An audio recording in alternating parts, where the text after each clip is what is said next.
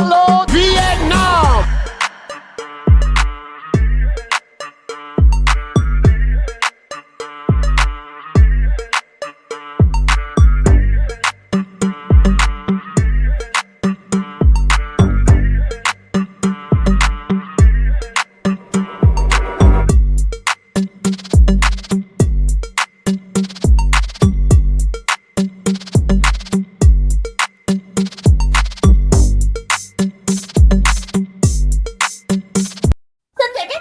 Hôm nay mình sẽ là một địa điểm cực hot ở Hà Nam nhé. Chẳng cần phải đến đâu xa, ngay tại Hà Nam cũng có một ngôi chùa thanh tịnh và tuyệt đẹp được nhiều người yêu thích. Đó chính là chùa Địa Tạng Phi Lai. Ngôi chùa này còn có những cái tên khác như chùa Phi Lai Địa Tạng hay tên nôm là chùa Đùng, có lịch sử tồn tại đã hơn 1000 năm tuổi. Đây là cây nêu ngày Tết mà mình thấy người dân Hà Nam đặt trước nhà rất nhiều. Hai bên có dãy núi mang hình tả thanh long, hổ bạch hổ cùng nhiều vật cổ có giá trị lịch sử thiêng liêng, mang đậm dấu ấn của lịch sử Phật giáo Việt Nam. Vị trí chùa nằm ngay trên một ngọn đồi nhỏ, phía sau có rừng thông xanh và thuộc địa bàn thôn Ninh Trung. Không gian bên trong vô cùng rộng rãi, bằng phẳng với đường dẫn và khang trang. Theo người dân địa phương, ban đầu chùa Đồn được xây dựng từ khoảng thế kỷ 11 với khoảng hơn 100 gian. Có thời gian vua Trần Nghệ Tông từng chọn nơi đây làm chỗ mở ẩn và vua Tự Đức cũng đã từng đến cầu tự. Qua nhiều năm tháng được biết đến như là nơi thờ cúng thì kiến trúc chùa cũng dần hao mòn theo thời gian, cây cối bủa vây làm mọi người lãng quên. Tháng 12 2015, chùa được Đại Đức Thích Minh Quang tiếp nhận tu bổ xây dựng lại và đổi tên thành như hiện nay. Mái ngói chùa mang đậm phong cách kiến trúc Lý Trần.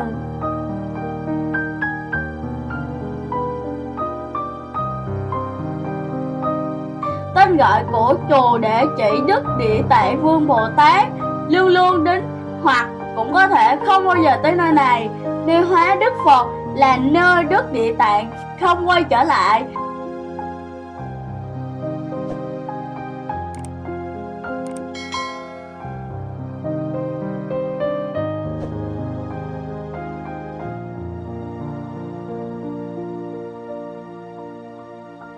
Đây là khu vực công đức, nhà mình cũng ghé cúng dường để gom đồng đất tượng.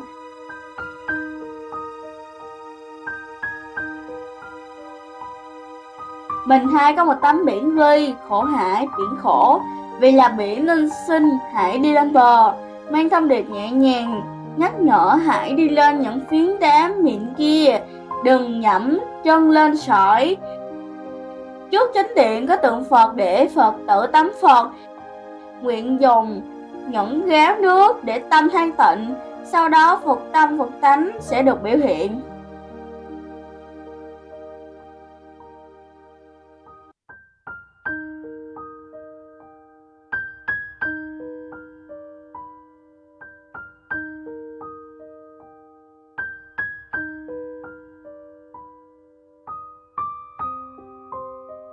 Tòa lớn nhất ở chùa là tòa Tam Bảo, với tượng Đức Địa Tạng tại trung tâm. Hình ảnh tượng Đức Địa Tạng toát ra vẻ phúc hậu mà uy nghiêm được đặt tại chùa Địa Tạng Phi Lai, lấy màu nâu, vàng và trắng chủ đạo.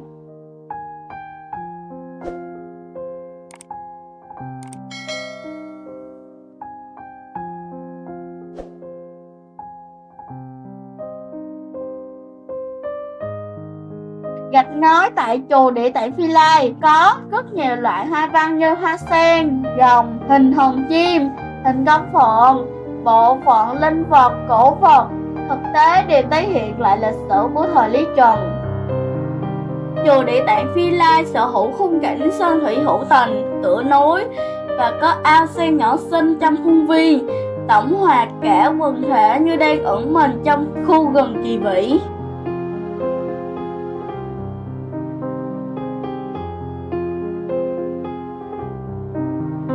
Không gian an yên mang ta về với thiên nhiên và miền đất Phật liên thiên.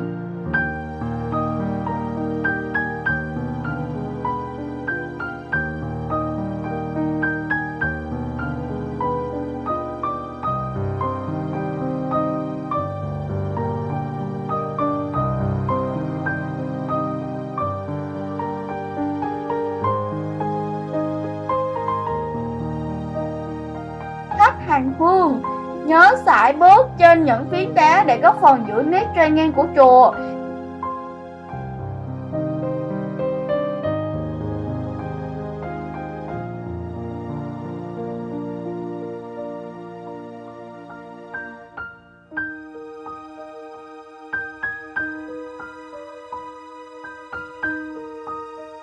Ngoài ra trong quần thể còn có nhiều tòa kiến trúc đặc biệt khác như Điện Đức Ông, Điện Đức Thánh Đạo Hiền, Điện Phật Quan Thế Âm, khu nhà ở Chaitanya, tòa để Phật tử nghe giảng đạo về tổ chức khóa tu.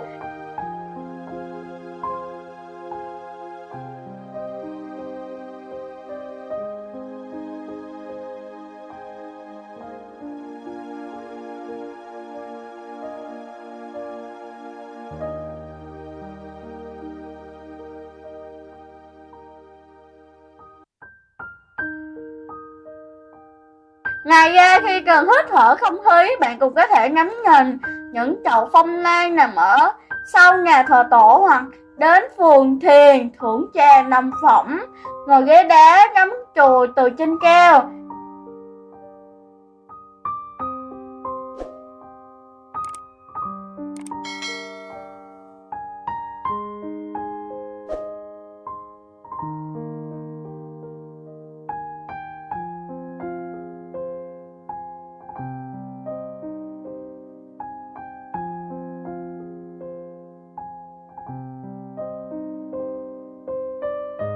Ngay trước tổ đồ là 12 vòng tròn được vẽ trên nền sỏi tượng trưng cho 12 nhân duyên của con người. Sỏi trắng cũng có ý nghĩa thiền định, đó cũng là lý do khi dạo quanh sân, chỉ cần nhìn vào viên sỏi tinh khôi, lòng người ta cũng trở nên thanh thoát.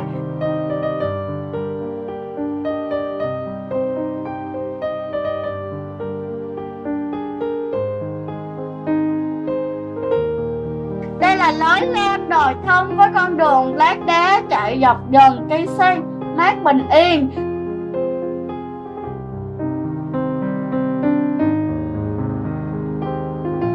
Các bạn lưu ý là tuyệt đối không được dẫm chân lên sỏi. Các bạn Phật tử ở đây luôn luôn quét dọn để giữ cho sỏi luôn được sạch sẽ, cũng như giữ thanh tịnh cho chùa.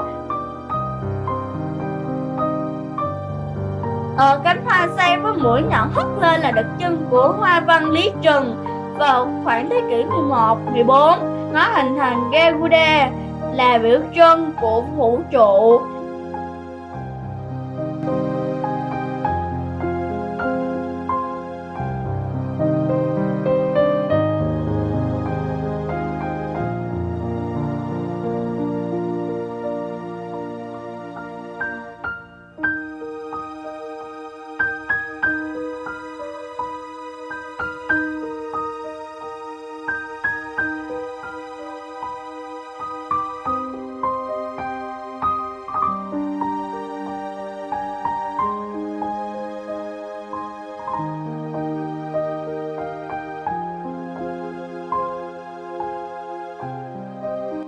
Tượng Phật Quan Âm cực kỳ đẹp và khác hẳn so với những chùa khác mà mình đã từng ghé qua.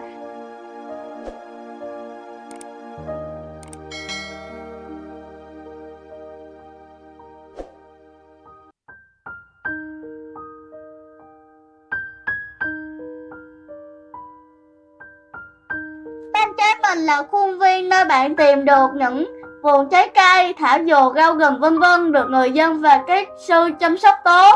Dưới chân núi chùa Địa Tạng Phi La cũng cho xây dựng một ngôi nhà trồng nấm rộng khoảng 20 m², cung cấp lương thực sạch khi nấu lẩu chay hoặc làm guốc chay.